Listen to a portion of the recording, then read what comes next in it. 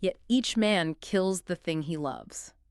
That's quite a line to start with, isn't it? It really is. Sticks with you. And it's not just about, a literal crime of passion. It feels much deeper. Absolutely.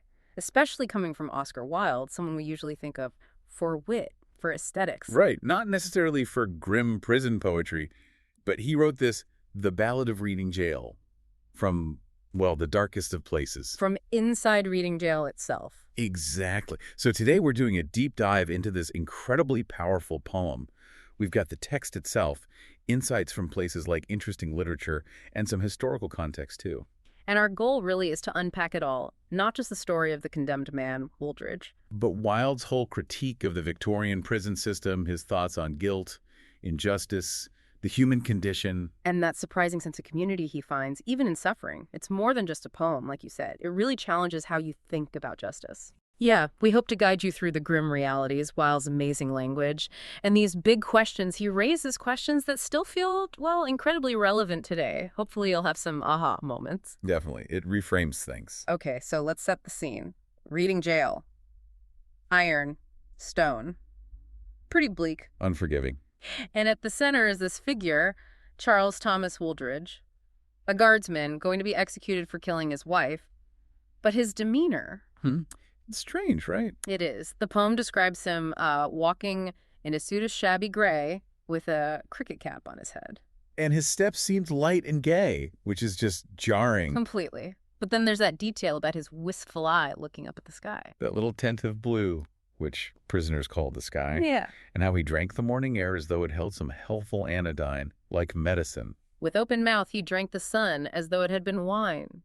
It's this incredibly vivid image of someone clinging to life, to sensation even then. It really is. So what's Wilde doing here, using Wooldridge like this? Well, it's fascinating. Wooldridge isn't just a character study. He becomes this focal point, a lens for Wilde to critique the whole system. How so? By focusing on this specific condemned man, Wilde highlights the dehumanizing effect prison has on everyone. It creates this other to justify its own harshness, and the ballad form itself. Yeah, that simple, almost folk song structure. Exactly. With those repeating lines, the refrains. It pulls you right into the narrator's viewpoint. It makes the emotion very direct, very powerful. It makes this grim story feel almost universal. And the narrator, who we know is Wilde, feels this connection to Wooldridge, right? Yeah. Even though they're different. He calls them two outcast men. The world had thrust us from its heart, and God from out his care. That's bleak. It is. And he describes them passing like two doomed ships, saying, "We made no sign, we said no word, for we did not meet in the holy night, but in the shameful day." That shared shameful day of being prisoners. Why emphasize that silent connection? That's key, because it allows Wilde to critique the system from the inside. Yeah. He's not just an observer. He's part of it. He's experiencing that same isolation, that same shame. By sharing that, he makes the critique much more powerful, more relatable. It's not just Wooldridge's tragedy. It's about the human cost for everyone locked away. That makes sense. It broadens the whole thing. And from that shared shame, he hits us with that line, yet each man kills the thing he loves. The core paradox. Yeah, and it's clearly not just about literal murder, because he expands on it immediately, doesn't he? Oh, absolutely. He gives all these variations. Some do it with a bitter look, some with a flattering word. The coward does it with a kiss. The brave man with a sword. It covers everything. Betrayal, manipulation. Even forms of neglect or possessiveness. Some strangle with the hands of lust. Some with the hands of gold. The kindest use a knife because the dead so soon grow cold. That line is chilling. It is. And then some love too little, some too long, some sell, and others buy. He's really stretching the definition of killing here. So what's the deeper meaning if it's not just physical violence? I think Wilde is pointing to something universal, maybe a bit unsettling, that our strongest feelings, our passions, even our flaws, can somehow lead to the destruction of what we value most. Like love itself can be destructive. Or loyalty, or ambition, yeah. It suggests everyone is capable of this kind of, well, killing in a metaphorical sense. Through neglect, through words, through actions that aren't outright violence but still cause deep harm. It really blurs the lines of guilt. Blurring the lines. So what does that mean for the other prisoners? The ones who didn't commit murder? Does Wilde suggest they're killers too, in their own way? That's the uncomfortable implication, isn't it? He's not saying everyone's a murderer like Wooldridge. Okay. But he is suggesting that maybe the impulse that leads to destroy, whether a relationship or one's own potential or someone else's spirit, is something latent in almost everyone. Wooldridge's act becomes like the extreme end of a spectrum we're all on somewhere. So it's about shared culpability, moral ambiguity. Exactly. It forces you, the reader, to look inward. It's not just about judging the man and the dog. It's about reflecting on our own capacity for harm, even subtle harm. Wow. Okay, so from that kind of philosophical point, he then drags us right back into the physical reality of the prison. Yeah, the psychological weight of it all, the daily grind. He describes the labor. We tore the Tory rope to shreds with blunt and bleeding nails. We rubbed the doors and scrubbed the floors. We sewed the sacks. We broke the stones. Just relentless, meaningless work. But even worse than the physical stuff seems to be the internal feeling. He talks about terror that was lying still in every man's heart, this constant low-level dread. Yes, a quiet horror. And then the execution looms closer. They find an open grave dug in the yard. The grim signal. And the night before Wooldridge is hanged, Wilde writes the empty corridors were full of forms of fear. The whole prison is gripped by it. Except, strangely, Wooldridge himself.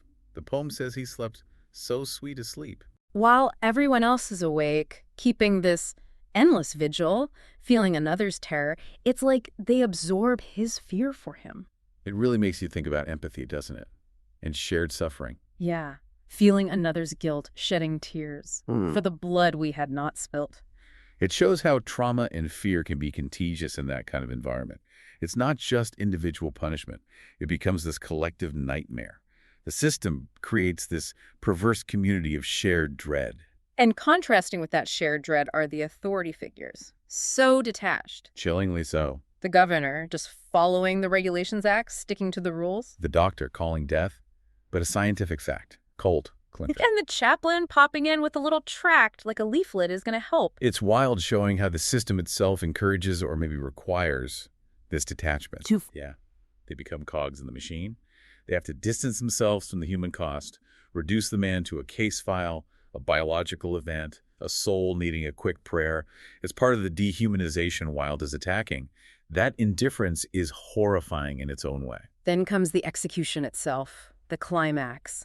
And it's brutal. Visceral. He doesn't shy away. At the stroke of 8, which he calls the stroke of fate. And then, from all the jail rose up a wail of impotent despair. You can almost hear it. And the details. The greasy hempen rope hooked to the blackened beam. The sound of the hangman's snare strangled into a scream. It's incredibly graphic. And powerfully effective.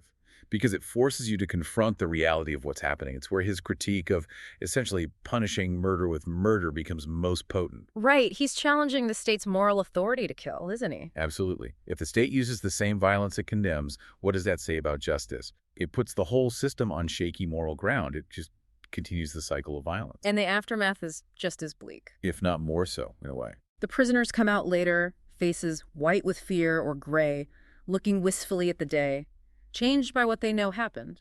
And the only sign is the quicklime on their boots, the warder's boots. And that little heap of burning lime where the grave was. The poem says lime eats flesh and bone away. It's an image of complete erasure. Utter dehumanization. He's hanged as a beast, denied a proper burial, denied even a marker. The quicklime isn't just about physical decay. It's symbolic. It wipes away his identity, his dignity.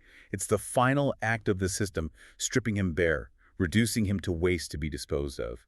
That's Wilde's searing critique of Victorian society's punitive harshness, a total obliteration. But even then, Wilde finds this tiny, almost heartbreaking image of hope, doesn't he?